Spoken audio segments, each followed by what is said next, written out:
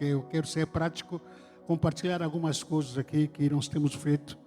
E eu quero, para isso aqui, quero começar lendo Mateus capítulo 5, versículo 13 a 16. O tema que me foi dado aqui, o que deu para mim mesmo, né? Ganhamos no evangelismo e cuidamos no discipulado. Ou ganhamos no evangelismo, cuidamos discipulando. Tá? Depois que você passar pela todas essas informações, caso, até para os irmãos que são de nossas igrejas, você quiser todas essas gravações, né? Este vídeo, você pode solicitar, entre em contato aqui com a secretária da igreja. Pastor, quero um vídeo daquele estudo e tal. E aí a irmã Andréia vai providenciar para você assistir ou compartilhar mais vezes. Mateus capítulo 5, versículo 13 a 16, diz: vocês são o sal da terra, mas se o sal perder o seu sabor, como restaurá-lo? Não servirá para nada, exceto para ser jogado fora e pisado pelos homens. Vocês são a luz do mundo. Não se pode esconder uma cidade construída sobre um monte. Ninguém acende uma lâmpada e a coloca debaixo de uma vasilha. Ao contrário, coloca num lugar apropriado e assim ilumina todos que estão na casa. Da mesma forma, brilhe a luz de vocês diante dos homens, para que vejam as suas obras e glorifiquem a seu Pai que estás no céu. Amém? Sendo luz no meio das trevas, e você sendo menos estrelas, ou a gente sendo menos estrelas. Como ser luz no meio das trevas e a gente sendo menos estrelas? Um pequeno testemunho aqui. No ano de 1987 a 88, e eu frequentava a igreja batista, a primeira igreja batista de Santo André. Logo depois que saí da internação da faculdade, a internação que estava doente não, é porque lá é sistema interno. Logo que saí de lá, o pastor Bartimeu, hoje está na glória, ele me chamou, olha, Jesus, vem aqui, e fui lá, comecei a frequentar a igreja lá, primeira batista de Santo André, uma igreja grande, talvez podia colocar uns 5 desses aqui que está aqui. E aí fiquei lá, uma igreja extremamente organizada. Cada departamento tinha a sua sala e um monte de coisa. Me impressionou muito. E nessa igreja eu fui, não sabia, tinha um ministério chamado, né, assessoria para apoio para as igrejas que necessitam. E tinha essa assessoria aí que a gente tinha que, essa equipe tinha que viajar em algumas igrejas aqui no Brasil, até um monte de estado para ir brasileiro, e a gente dava assessoria para as igrejas que queriam crescer. E o que a gente fazia? Chegava lá e a gente conversava, em primeiro lugar, com o pastor da igreja, batia um papo assim, sou com ele, e depois chamava a liderança da igreja, sentava com a liderança da igreja, onde que a gente conversava também com a liderança. No meio da liderança que a gente identificava alguns motivos pelos quais a igreja, ou melhor, o crescimento daquela igreja não acontecia. A gente conseguia fazer análise, detectava algumas coisas ou alguns defeitos. Depois a gente dava um remédio, uma sugestão, uma proposta do crescimento. No meio a tanta coisa que a gente via, e nós verificávamos também o funcionamento da parte, ou melhor, da porta da entrada. Essa é uma área que a gente dava muito destaque. Porta de entrada da igreja. Não é essa porta aqui, não é. Mas a porta de entrada da igreja é a recepção da onde que vem as pessoas que vêm, que aceitam Jesus, onde que elas são recepcionadas, e também das pessoas que vêm de outros ministérios que querem se tornar membro aqui. Então, toda essa integração era extremamente organizada e trabalhava muito. e a gente dava sugestão para o pastor, para a igreja, e em meio a outras situações que a gente conversava, e a gente falava para o pastor poder melhorar essa parte de integração dos novos convertidos e as pessoas que vinham de outros ministérios. Quando Jesus diz que Ele nos chamou para sermos sal e luz, isso significa também que nós precisamos ter uma mente renovada e uma mente iluminada. Porque quando estou ministrando, eu entendo o que você veio aqui, você já tem conhecimento de alguma coisa. Dificilmente hoje a gente ouvindo uma mensagem ou ouvindo alguém pregar, você já tem alguns preconceitos suas. Já tem alguns conhecimentos você que marca, que está aqui na sua mente. A única que você diz, não, eu já sei isso, já sei aquilo, eu já entendo, já li um livro, já assisti um vídeo, ou alguém já pregou melhor do que esse pastor que está pregando. Então, você já está com a mente poluída, de alguma forma. E nem sempre você vai aceitar o que você aprendeu aqui, através das ministrações da pastora ontem, do irmão Eli hoje, do irmão Alexandre hoje. Sempre você tem uma opinião sua. Você começa a ouvir uma verdade e você fala, não, eu já sei, eu tenho minha opinião. Você como ouvir uma pregação, você já começa a dizer. Não, você não fala nada para ninguém, mas a sua mente começa a responder. Não, eu tenho uma opinião, a minha opinião é essa, se fosse eu faria diferente. Então, isso que muitas vezes que atrapalha o crescimento, o seu crescimento. Quando Jesus diz o seguinte, que vocês são sal e luz do mundo, você deixa que o Espírito Santo ilumine a sua mente. Não permita que a sua mente seja iluminada pelas suas opiniões. Opiniões que são opiniões humanas. Não permita que a sua mente seja poluída pelo conceito de religiosidade. Eu costumo dizer que quando estou ouvindo uma palavra, ou um pastor pregar, um amigo me pregar, e vou me despojar de mim mesmo. Eu falo, bom, eu estou aqui para aprender, eu quero aprender. Às vezes um pastor, um amigo, um pregador, talvez, que não tenha o mesmo nível de ensinamento que a gente costuma ter por aí, mas ele fala que, Senhor, me ensina, eu quero aprender. Gostoso de aprender. E eu quero me fazer nessa hora como criança, quero aprender. Quando você se despoja, se desarma, você aprende, você cresce. Mas quando você entra num ambiente e começa já a se armar, dizendo, não, eu já tenho minha opinião, não, eu sei disso, não, isso aí comigo não cola, isso aqui não tem tempo, isso aí. Você vai sair de um ambiente como esse pior do que você entrou. E aí você te pergunta por aí, o que você aprendeu? Ah, ficou muito chato. Ah, não aprendi nada, não entrou não, muito chato para caramba. É cansaço de ouvir. Na verdade, quem foi chato é você. Não é o pregador. Chato é você que entrou num ambiente como esse, cheio de preconceito, cheio de conhecimento, cheio de justificativa. E nunca vai aprender nada com isso, né? Então Jesus disse, ilumina a mente de vocês, renova a mente de vocês, de acordo com Romanos capítulo 12, versículo 2, que Jesus está dizendo que nós temos que nos livrar da religiosidade, das tradições humanas. A pergunta é, o que faz uma igreja crescer? O que faz uma igreja crescer? Esqueci de trazer. A apostila que eu escrevi, o primeiro livro que queria lançar, não lancei até agora, esse livro. A apostila que eu escrevi, queria lançar o livro. E esse livro seria o primeiro que lançaria. Porém, não deu tempo e acabei atropelando, coloquei outros títulos na frente. Sobre crescimento da igreja, onde que a gente foi aprendendo algumas coisas. Há algumas coisas também que eu vou falar aqui, está nessa apostila, que eu nunca apresentei para ninguém. Ainda aguardo, se Deus permitir, vou lançar livros ou não. Fico comigo. O que faz uma igreja crescer?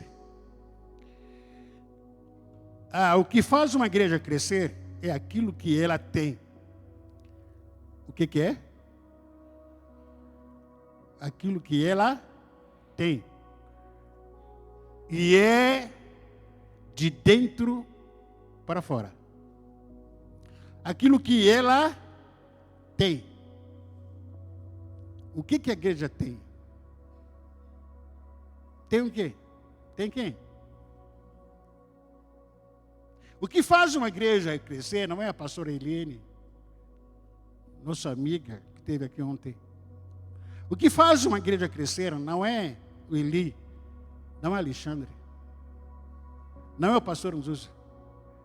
A presença. Deus. Por isso que ele nos chamou de ser, para que ele seja a luz. Não deve haver outra luz, outro sol. Nós nem tão pouco chegamos a ser estrela. Temos que ir apagado. O que faz a igreja crescer é quando Deus se torna o centro dessa igreja. Quando houver essa necessidade, esse apetite, que Deus venha entre nós. Importa que o Senhor apareça, eu diminua.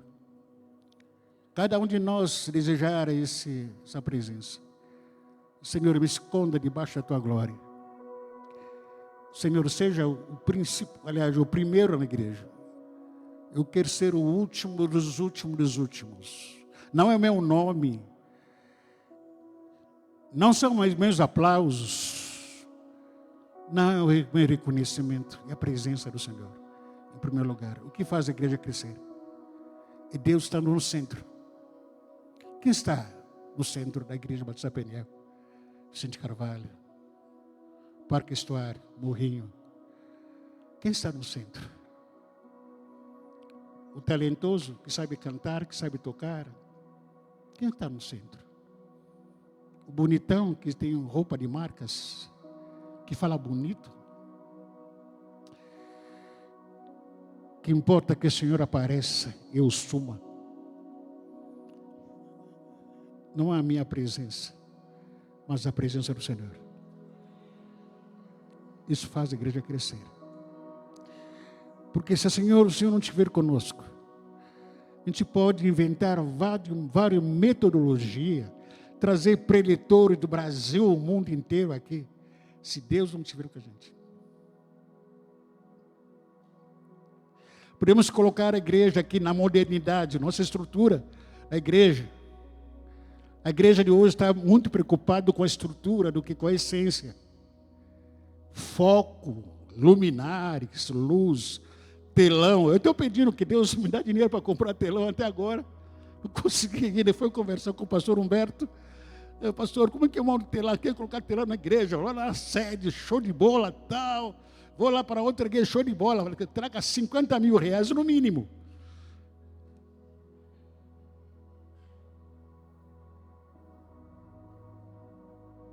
Você entra na igreja, a hora que está na moda, né? Igreja shopping. Lá tem área de lanche, não sei o quê, biblioteca, estacionamento, igreja show de bola. Tem área VIP. Onde que o Diego senta, lá, Renan senta lá com área VIP, onde o Renan senta junto com a Simone, tá? Área VIP, igreja moderna. Será que Deus está? Se Jesus entrasse numa igreja como essa, onde que ele sentaria? Onde que ele sairia? Talvez Jesus Cristo viria na segunda-feira à noite, onde que tem gente quebrantada, necessitada, clamando para o socorro. Jesus deve ser o centro. Não há metodologia, não há pessoa. Jesus deve ter o centro. Importa que eu diminua, o Senhor apareça. Essa tem sido a minha oração aqui, todo dia que eu estou na casa, me ajoelho. Senhor, não é meu nome, não é minha presença. Posso não estar aqui, estar lá na igreja. Mas se o Senhor estiver lá, se manifestar, o dia está ganho. Porque eu sou falho, eu sou ser humano, limitado, não sei falar, não sei cantar, não sei fazer nada. Mas a tua presença que faz tudo. A presença.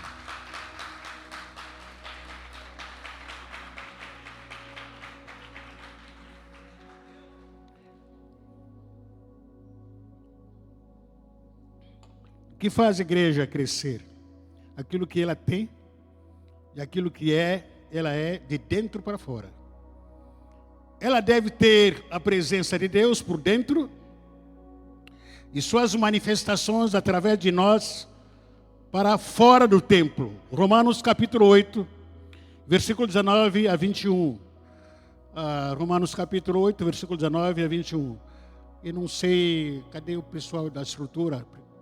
Depois me mostra aqui um tempo aí, por favor, para tentar administrar tempo, porque daqui a pouco a gente vai ter que encerrar e ir para casa, voltar correndo aqui para a culto da noite.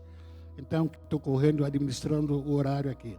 Romanos capítulo 8, versículo 19 a 21. Romanos capítulo 8, versículo 19 a 21. Porque a ardente expectativa, a ardente expectação da criatura espera. Repita comigo, espera. Espera a manifestação dos filhos de Deus. Até aí, obrigado. Porque a criação ficou sujeita à vaidade, não por sua vontade, mas por causa do que a sujeitou, o pecado, o inimigo, o mundo, na esperança de que também a mesma criatura será libertada em nome de Jesus da servidão, da corrupção, para a liberdade da glória dos filhos de Deus. O que o apóstolo Paulo está nos dizendo aqui? Que o Senhor está esperando a manifestação dos filhos de Deus. Tem filho de Deus aqui? O que a criação espera? A manifestação dos filhos de Deus. Que criação é essa? A criação que está sujeita à corrupção. A criação que está sujeita a pecado. A criação que está sujeita a tráfico. A boca do fumo. A corrupção que a gente está vendo hoje no Brasil. A criação que está sujeita a feminicídio. As mais violentadas e agredidas, famílias destruídas, aguardam a manifestação dos filhos de Deus. Isso deve trazer uma revolta em nós, inconformismo em nós, quando a gente olha para o estado, ou pelo estado que a sociedade se encontra hoje.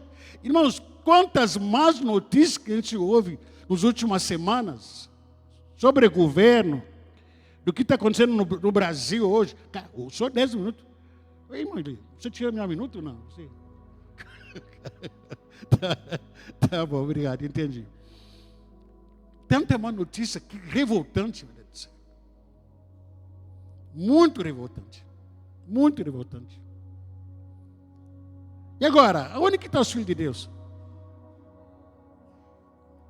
Estão conformados. Não se manifestam. A criação aguarda a minha manifestação. Quando o seu time perde o jogo, você faz o quê?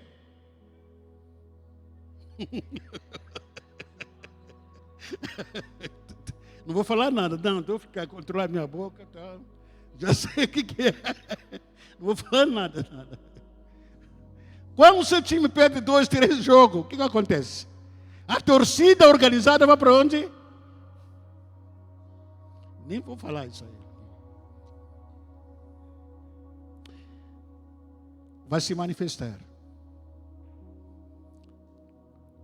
A criação aguarda a manifestação dos filhos de Deus. Onde estão os filhos de Deus? Onde estão? Está todo mundo silencioso, como tipo. Está conformado com aquilo que está acontecendo. Deixa estar lá, deixa do jeito que está. A gente não vai fazer nada. Outros crentes que são espirituais. Vamos orar por isso, só isso.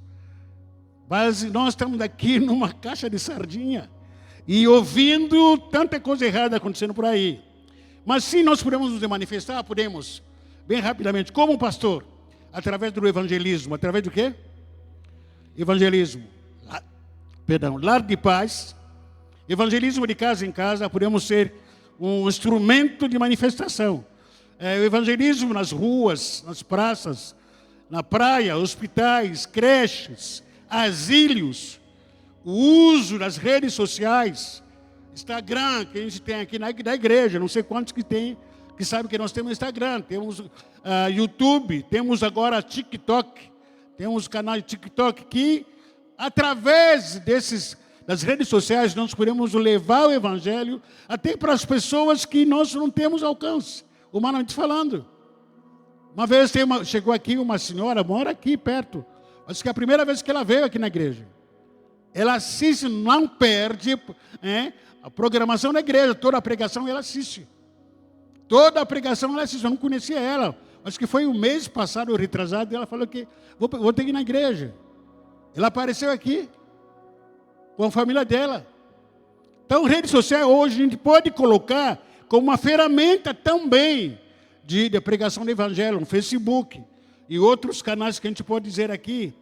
E como a gente pode se manifestar também? Se importando com outros durante o culto. Fazendo o quê? Se importa com os outros durante o culto. Abra sua Bíblia, Romanos capítulo 12, versículo 10. Romanos 12, versículo 10 a 13. Agora eu vou ter que encurtar um monte de coisa aqui, tirar um monte de coisa aqui. Falaram para mim que tem pouco tempo. Romanos 12, versículo 10 a 13. Ames uns aos outros com o amor de irmãos em Cristo. E se esforçam para tratar uns aos outros com respeito. Trabalhe com entusiasmo e não seja preguiçosos. Sirvam o Senhor com o coração cheio de fervor.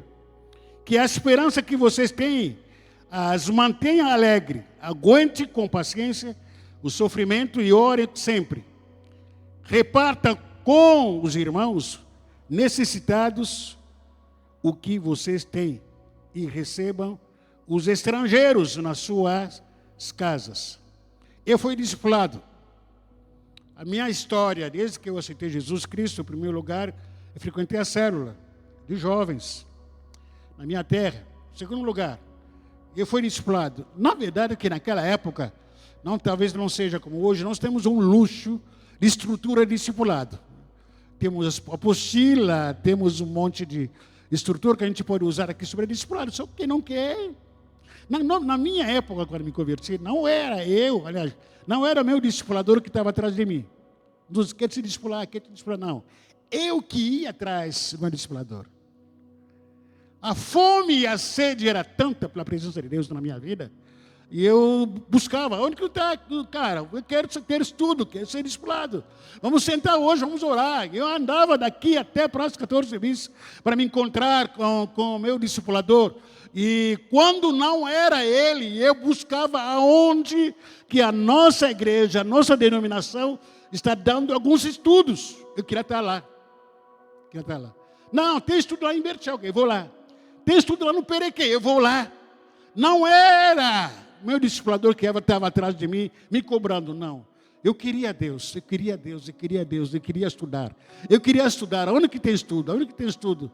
Eu sempre me apeguei com as pessoas que eram mais velhas do que a mim, aquelas que tinham mais tempo na vida, na caminhada com Deus. Então eu ficava sentado, eles falavam, eu escutava, aprendia, eu ficava quieto na minha, tal, eu aprendia, eles falavam, e eu ficava quietinho no meu canto, e eu aprendia com isso. Não era discipulador que me cobrava, vem aqui, vai andar comigo, lê a Bíblia hoje, não sei o quê. Não, eu mesmo. Para mim era diferente, para nós era diferente naquela época. Eu fui discipulado, O meu discipulador foi para a França, e hoje está na França. A última vez que eu falei com ele, vai fazer mais ou menos uns 10 anos. Você me deu, oi, tudo bem como você está? Você virou pastor, virei. Depois foi discipulado para outra pessoa. Depois vim aqui no Brasil, foi discipulado para outros pastores. No mínimo, já tive aqui no Brasil, mais ou menos umas 5 pastores me discipulando. Eu aprendi com tudo isso? Ainda não. Eu quero continuar sendo discipulado. Eu quero continuar sendo discipulado. O tempo todo. Não, discipulado não tem fim. Vou começar, vou terminar. Não, não tem. É contínuo. Eternamente, até chegar lá no céu. Lá no céu, lógico, não vai ter discipulado. Você precisa se importar com visitantes na igreja. Se importar com quê? Irmão, canso de falar sobre isso, com todo respeito. Vamos ter culto, que nem que é nesse ambiente que nós temos aqui. Cada um vem aqui com a sua amiga, com a sua família e tal. Senta aqui, tem alguns irmãos que têm cadeira cativa. Não sai de jeito nenhum. Irmão, se alguém vem de fora nos visitar, entre aspas, porque não vem aqui para passear, porque está necessitado.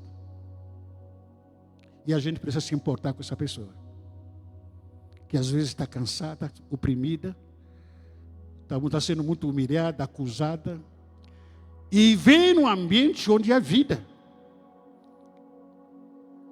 Vamos ter que parar um pouquinho dessas panelinhas que a gente tem aqui, bater um olhar para a esquerda, para a direita. Não conheço aquele rapaz, não conheço aquela moça, eu vou cumprimentar. Eu faço isso todo dia que estou aqui.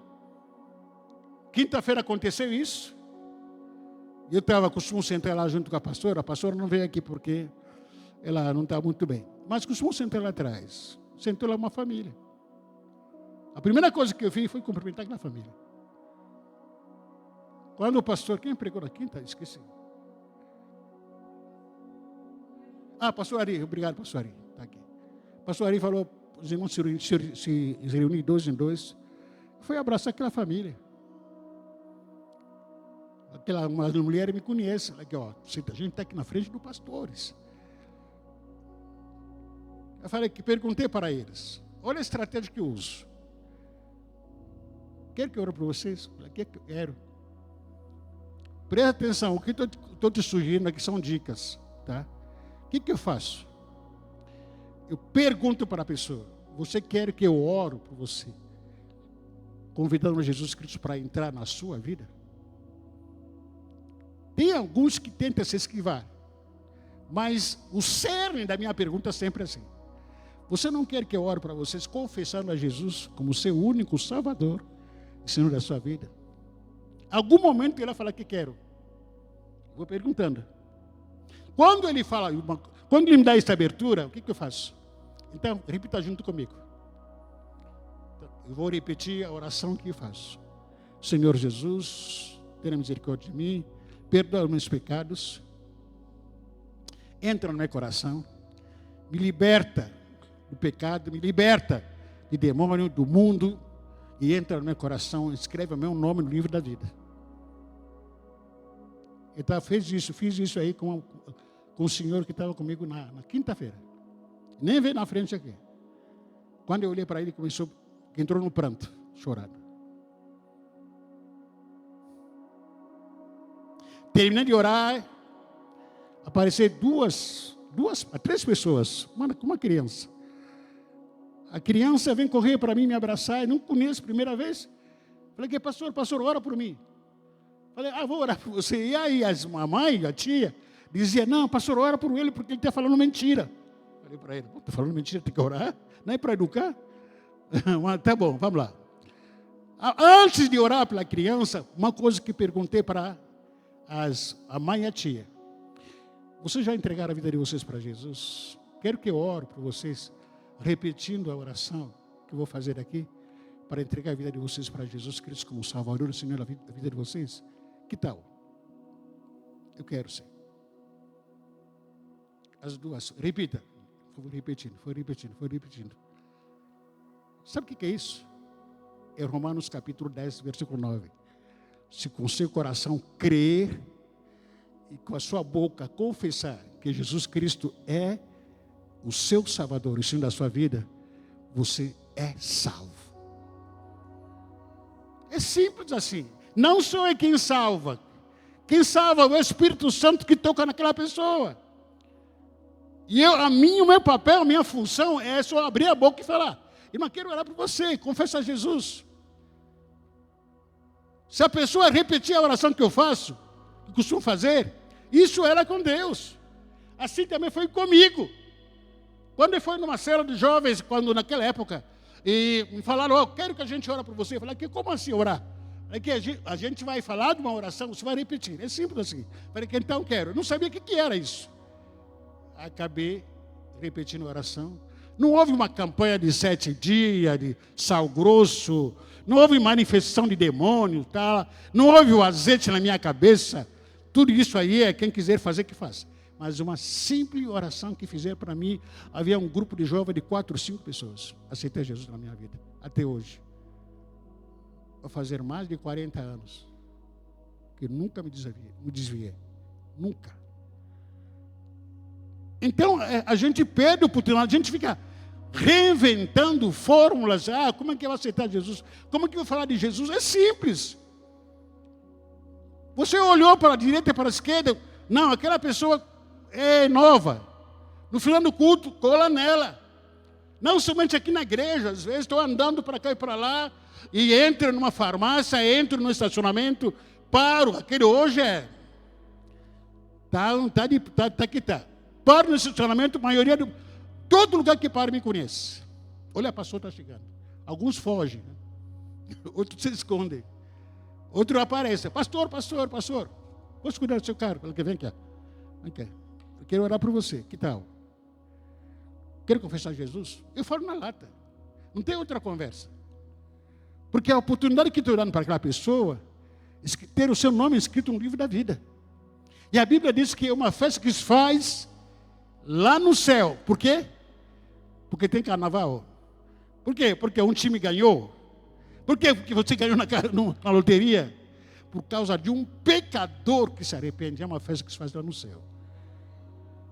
Então me deixo que Deus use a minha vida para essa festa lá no céu. É simples assim. Eu não vou ficar perguntando para a pessoa, você aceitou Jesus de verdade? Não. Eu orei, fiz o meu papel e entreguei na mão de Deus. Agora, segunda, estou sendo aqui um pouquinho prático por causa do tempo. Dentro da igreja ou fora da igreja, uma pessoa confessa Jesus. Até na quinta-feira procurei, parece que a pessoa da Atalaias, que pegaram o nome e endereço das pessoas que entraram. Perguntei, quem pegou o nome da família? Falaram para mim que está não sei com quem, deve estar com o Bolsonaro, não sei o quê. Aí não encontrei mais. Olha aqui, essa é uma regra de ouro. Eu vou falar bem devagar para você aprender e para você inculcar na sua cabeça. Isso é regra de ouro. Porque isso que a gente fazia não é fácil. Isso que a gente fazia no treinamento das igrejas. Vamos tentar imaginar uma pessoa aceitou a Jesus agora. Pega o nome dela, pega o contato. Hoje que dia que é? Domingo. 24 horas. Repita comigo, 24 horas. Eu preciso dar retorno para essa pessoa. Preciso entrar em contato. Isso é uma regra de ouro. Com preguiça, cansado ou não, 24 horas, não pode passar. São estudos que a gente fez nesse treinamento que a gente fazia, que a gente passava para os pastores, para a igreja, que a gente treinava. 24 horas não pode passar. Não pode pegar o nome da pessoa e falar, eu vou esconder, vou colocar depois. Não. Você tem que calcular 24 horas, não pode passar. Não pode. Em 24 horas, a pessoa ainda está com aquilo que você falou com ela, na mente. Passou nisso, esquece. Você vai ligar para ele e vai perguntar, quem é você? Vai pensar que está vendendo produto. Porque esqueceu. 24 horas não pode passar. Tanto quanto a pessoa que está vindo para a igreja para ser recebida como membro, ou a pessoa que aceitou Jesus, se a gente esperar que no próximo sábado eu vou ligar, esquece, não vai te reconhecer não. Então a gente dava 24 horas, a gente dá 24 horas. Isso que a gente negligencia muitas vezes. Às vezes de ligar, a gente fala que vou protelando. Hoje não tive tempo, hoje, amanhã não tem tempo. E a gente vê pessoas entregarem a vida delas para Jesus dentro da igreja. Cadê essas pessoas na classe de batismo? Não tem ninguém praticamente. Não tem ninguém. Por quê? É porque a porta do fundo da igreja está larga. A porta do fundo está larga. Ninguém se interessa. Ninguém se preocupa. A gente acha o seguinte, não, a Irineu aceitei Jesus, aí, que legal, mas quem está cuidando dela? Tem que ser encaminhada para a classe do batismo, aquela pessoa que entendeu o apelo. Tem que ser encaminhada para a classe do batismo, no domingo, conversa com ela, talvez ela não entenda o que é classe do batismo, mas fala para ela o seguinte, nós temos um estudo bíblico para as pessoas que são novas, no domingo de manhã. Vai lá. Quando chega lá, ela vai explicar, vai ser explicado o que é essa classe de estudo, classe de batismo. Então, assim que a gente consegue, pelo menos, tanto quanto abrir a porta de entrada da igreja, como também fechar a porta de fundo da igreja. A gente recebe muita gente e perdemos também na mesma proporção. Pessoas que se batizaram aqui, estão aqui? Não estão aqui. Batizamos aqui em dezembro mais de 40 pessoas. Eu te pergunto, estão aqui? Por que não estão? Por que não estão? Porque a porta de fundo da igreja está larga. Discipular não é fácil. Discipular é negar-se a si mesmo. Discipular dói. É renúncia todo dia. Eu vou renunciar a minha folga, eu vou renunciar o meu almoço para estar na casa do meu discipulador. Renúncia. Se não houver renúncia, não adianta a gente procurar crescimento da igreja. Então, estou conclamando aqui a cada um de nós, para a gente reverter esse quadro. Nós temos o alvo para esse ano de batismo. Temos ou não temos? Ih, caramba.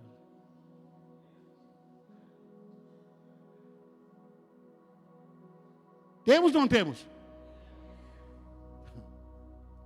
O crescimento não é mágico. O crescimento é trabalho.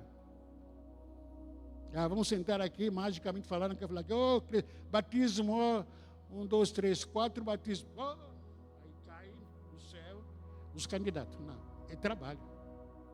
É trabalho na célula, é trabalho dia a dia, se importar, se interessar para as pessoas que estão chegando. A gente tem que trabalhar bastante. E só para terminar aqui, se importar também traz cuidado. Acho que o irmão Eli falou sobre isso, a pastora Helene falou sobre isso, até o irmão Alexandre falou também sobre isso. É o último versículo que eu vou ler aqui, de Provérbios, capítulo 18, versículo 1. Provérbios, capítulo 18, versículo 1. Provérbios, capítulo 18, versículo 1. Com esse texto, vamos ficar em pé, eu vou terminar.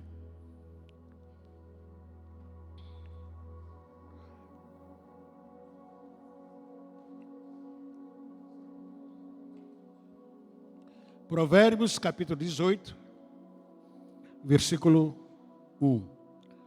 Só para lembrar para a maior parte dos líderes que estão aqui, eu vou reformular aqui na igreja justamente essa entrada para a integração da nossa igreja. Vou reformular tudo isso, porque hoje a gente tem tido muita facilidade de perder as pessoas. Eu vou escolher alguns jovens, alguns irmãos que vão trabalhar. Sabe aquelas pessoas chatas mesmo? Para pegar no pé no bom sentido, né? Uma pessoa se converteu, a gente tem que ligar amanhã para essa pessoa, trazer ela de volta, vamos conversar, trazer ela de volta, vamos registrar tudo isso aí para trazer para a classe de batismo essas pessoas. Provérbios capítulo 18, versículo 1.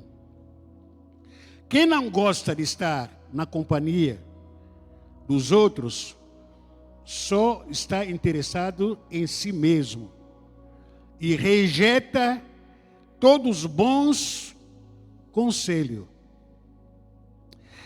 Deixa eu te perguntar, por que Deus não colocou os nossos 2 olhos aqui? 2 olhos. Você está com 2 olhos, amém? Por que Deus não colocou aqui? Na nuca. Por que Deus não colocou? Já pensou? Você tem nascido aí com 2 olhos na nuca em vez daqui? Vai falar o que? Está na moda, que chique, né? Nossa. É moda, hoje está na moda. E haveria gente adotando essa moda também. Engraçado, né? Por que Deus colocou 2 olhos aqui? E não aqui? Porque na sua vida existem alguns pontos cegos, que você não enxerga. Só quem está ao seu lado que enxerga esses pontos não. Esses pontos cegos.